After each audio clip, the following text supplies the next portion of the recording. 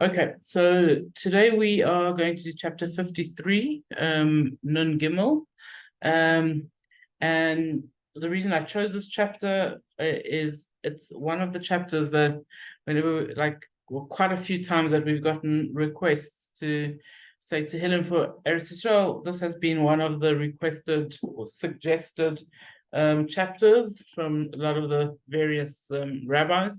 And it's not a chapter that we seem to know so well. So I decided, actually, I already decided on Monday that I was interested in seeing why this is the chapter that's being suggested so often. So interestingly, this chapter is almost an identical replica of chapter 14.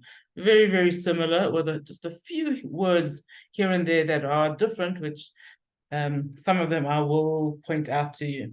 And the Rashi says that the reason that we have the two chapters, 14 and this one, is that 14 is talking about the destruction of the first Beit HaMikdash, and this one is talking about and that was by Nebuchadnezzar, and this one is talking about the destruction of the second Beit HaMikdash at the time of the Bayis Sheni, which was destroyed by Titus. And this this whole chapter is talking a lot about Titus, which we'll go into a little bit more as we go on.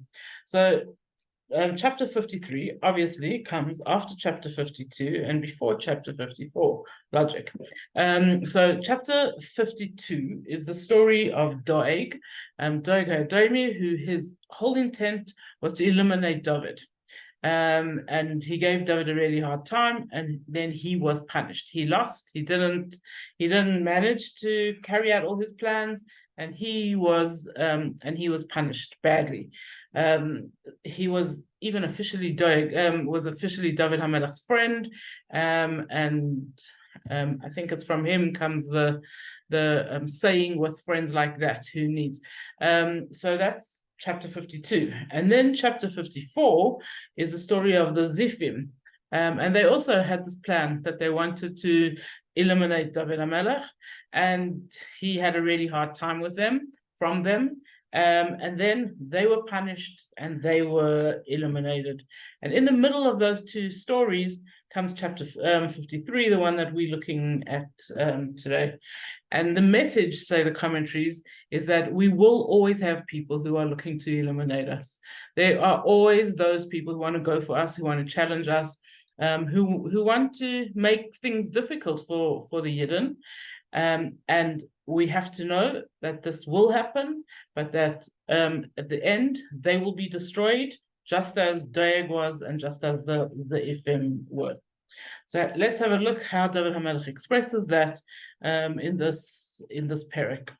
So he begins, Pasuk Aleph, Lamnatzech al Machalas, Lamnatzech to the conductor, al Machalas, on Machalas, maskil le David, a maskil for David.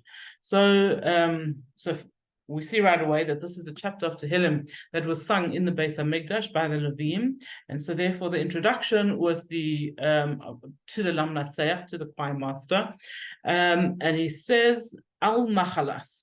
So the simplest understanding of what this Machalas is that it is a musical instrument that sounds terrible.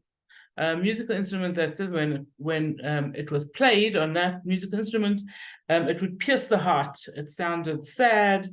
It sounded depressing. It made people anxious when you played it, when you heard on it, and it, like strange instrument to be playing music on.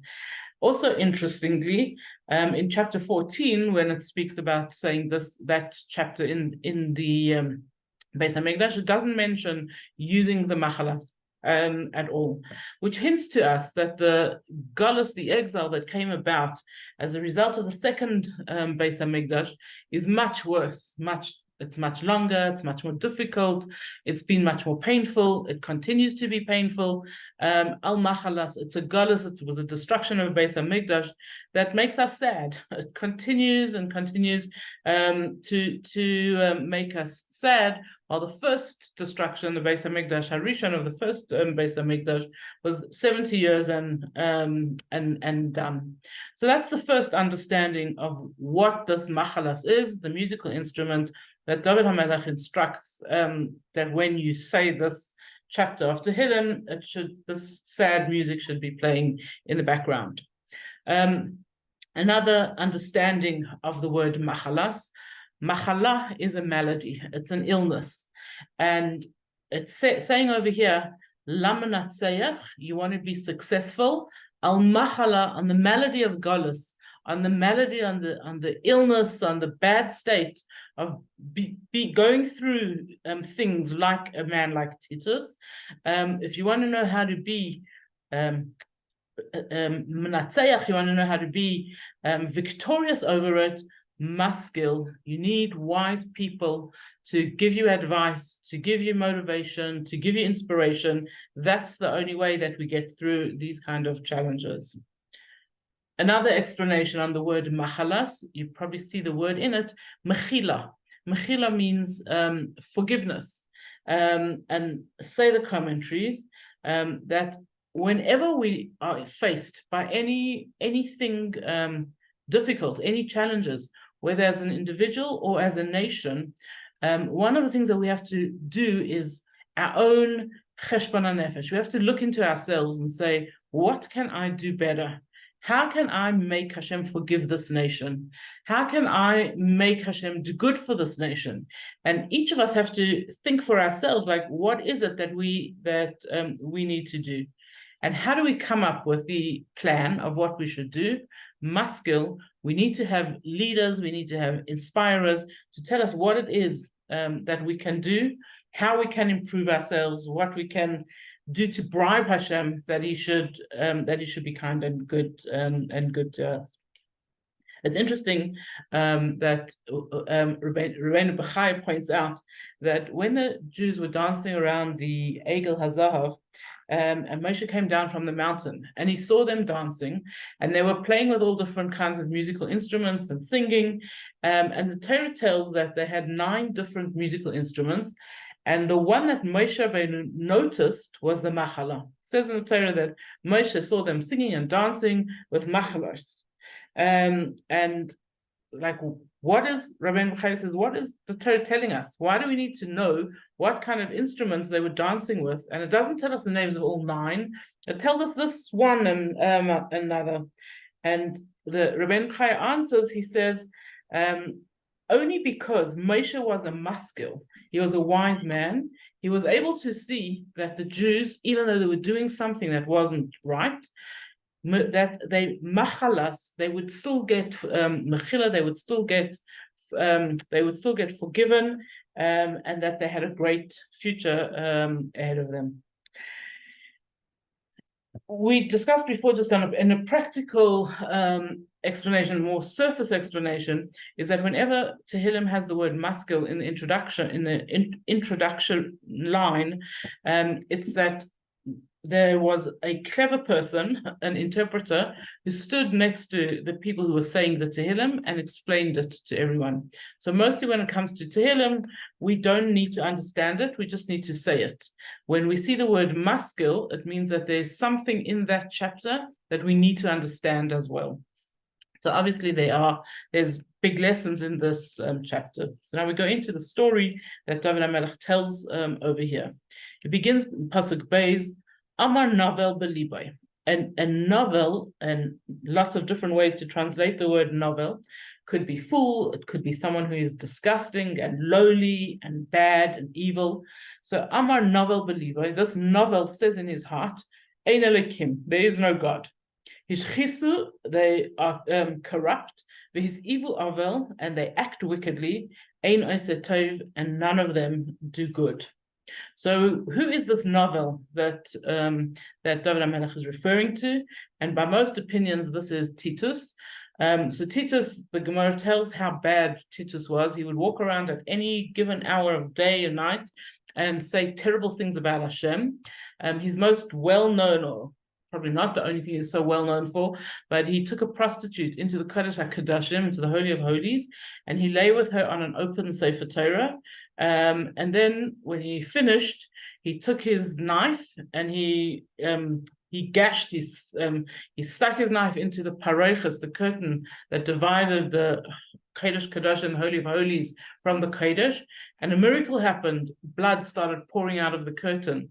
And instead of saying, oh my gosh, what's the message that Hashem is sending to me, blood pouring out of a curtain, instead of that, he rejoiced and said, I've killed God. I've killed the Jewish God. And this was Titus, and he took the torn parochas, and he put all the Tehilim of the Beis HaMikdash into it, and he carried them on his ship back to Rome, where we believe that there's still quite a few of the Tehilim of the Beis HaMikdash. Other ideas of who this Novel is. So simply say some of the commentaries that there was a man called Novel who was wicked, he was evil, and when David HaMelech's troops were really hungry, he refused to give them anything to eat. Another opinion, the opinion of the Alshich, is that when it says Amar Novel, a wicked man said, it's talking about Haman. So it can't be anybody more wicked than Haman. And so it must be Haman. And how does the Alshich come to this opinion? Haman was one who denied God, as it says in this pasuk. He says, Ein Elokim, there is no God. Where did Haman say this? He went over to Achashverosh and he said, there's a nation, Yesh Am Echad, there's one nation who their God has forsaken them, their God is old and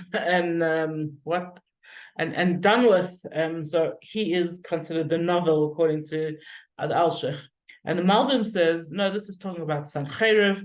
Sancheriv is the one who caused the 10 tribes to go into Golus, and then he did many other horrible things.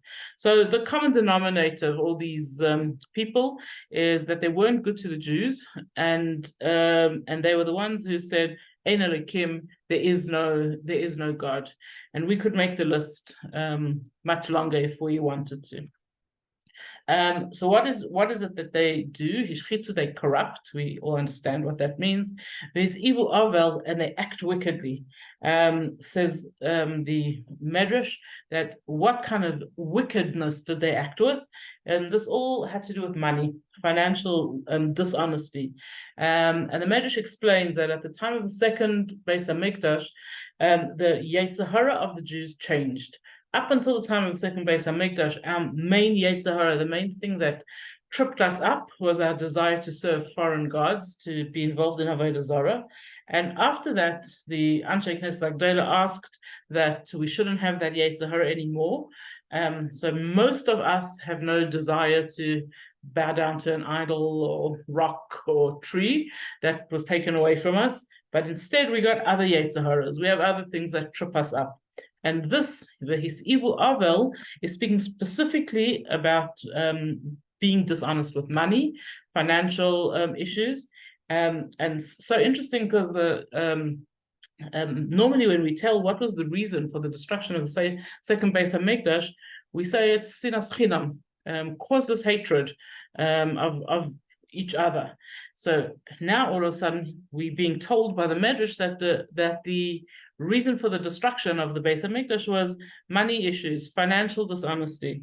And the Gemara, the Yerushalmi, explains that when you love money too much, there's no space to love people. When you want to have too much money and you're jealous of the people around you who have more, or you just simply have desire for more, then there's no morals in how you get more, and that leads you to sinas chinam, same thing.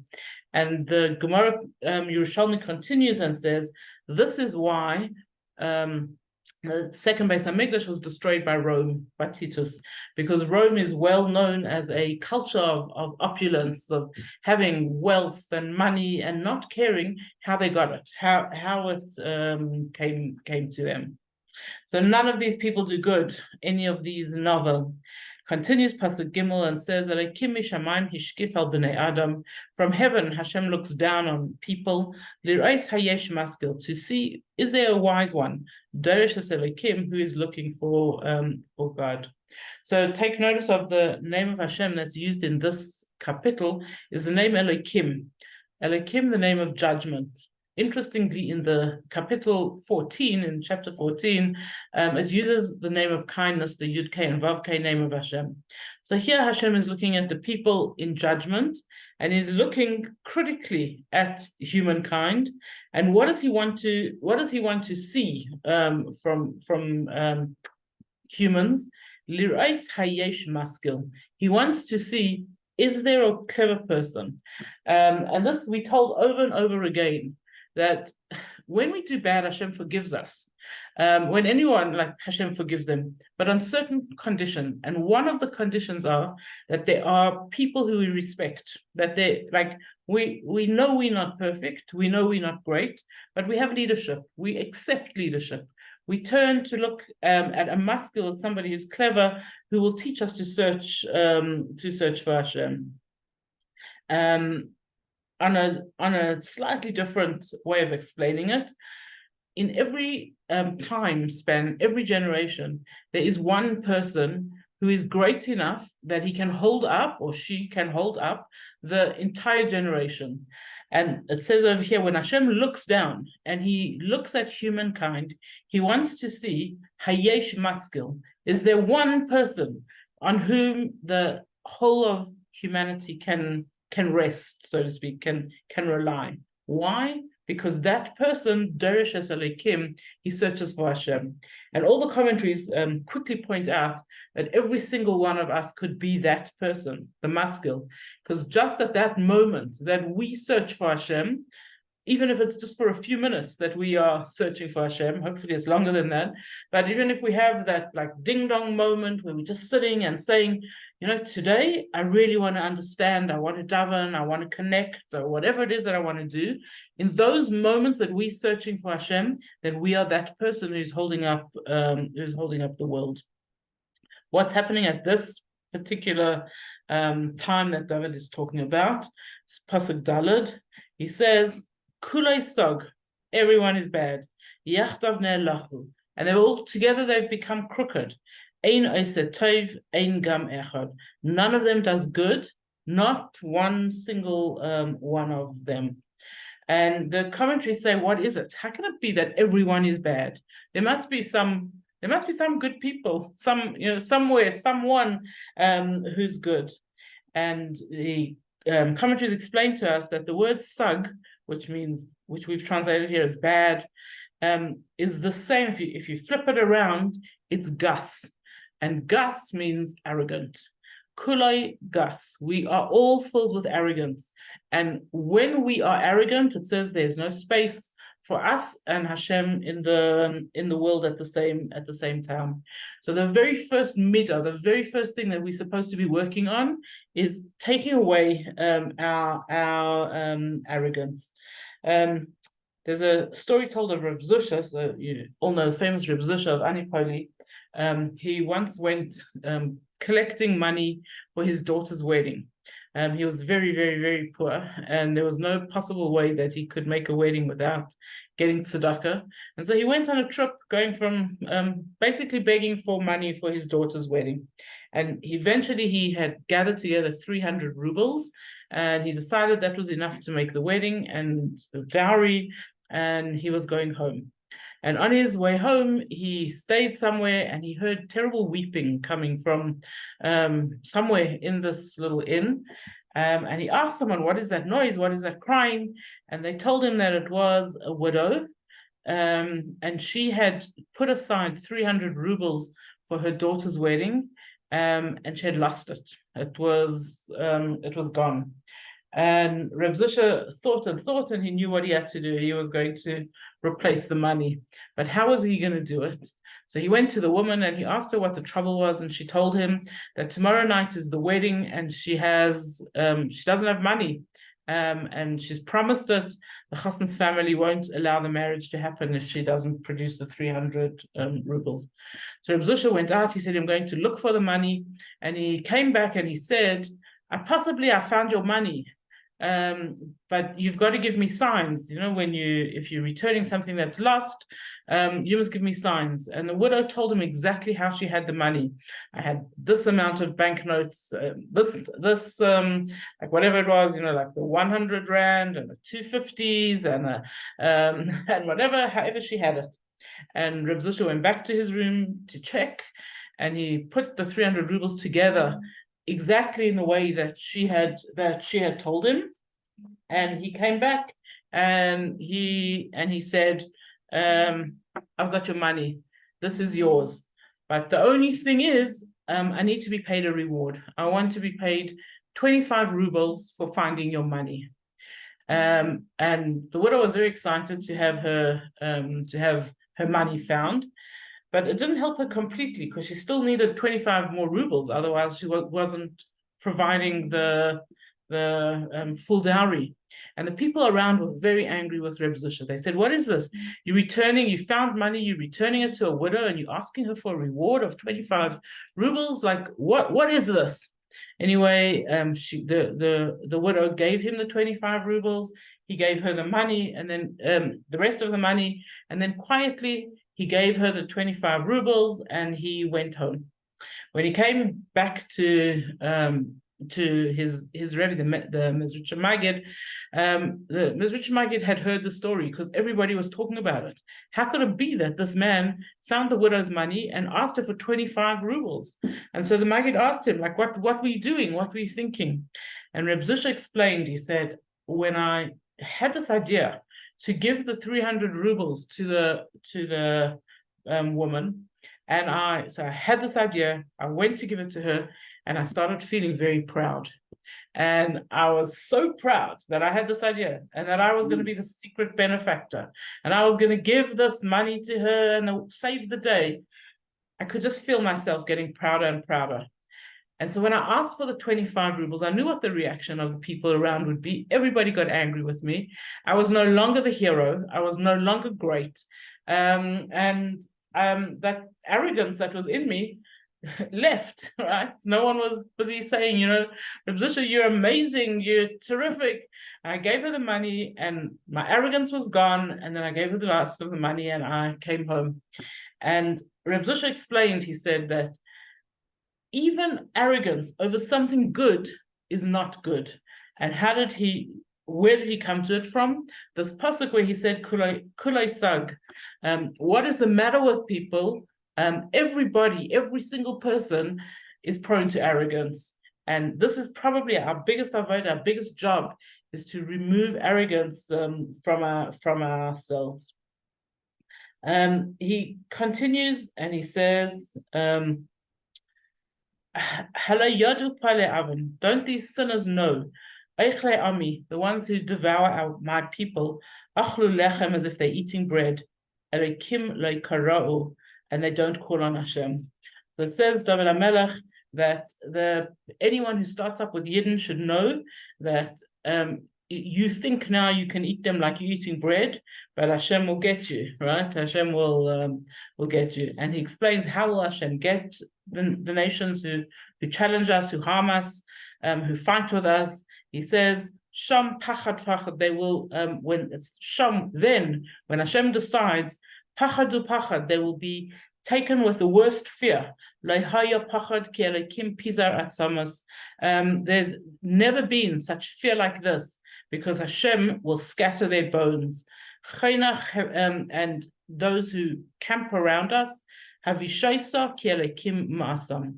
will shame them for the way that they've behaved.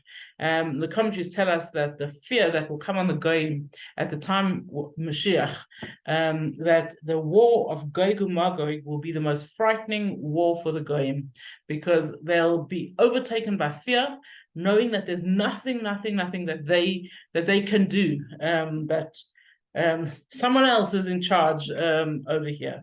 And it says that the fear of Moshe, of Hashem, the fear of Hashem will be so great that that even Goyim will be speaking about the how bad Gehinnom is and how sorry they are for the way that they treated the Yidden.